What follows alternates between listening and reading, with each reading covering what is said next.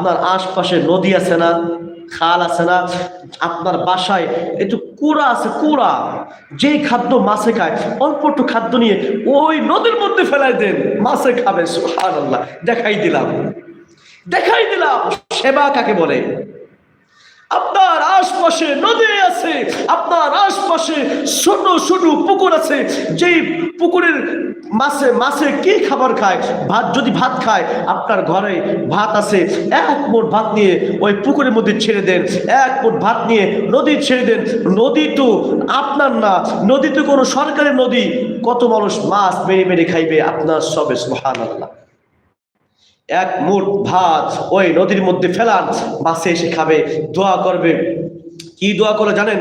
মাছে বলে, আল্লাহ তোমার কোন বান্দার জন্য ভাত ফেলাই দিয়ে গেছে, আল্লাহ তুমি তোমার বান্দাকে মাফ করে দাও, আল্লাহ তুমি তোমার বান্দার পিতা মাতাকে মাফ করে দাও, আল্লাহ তুমি তোমার বান্দাকে দুনিয়ার সকল প্রকার বালা মুসিবত থেকে হেফাজত করে নাও। হাদিসের বাণী কিন্তু শুনাইতেছি। হ্যাঁ, সবচাইতে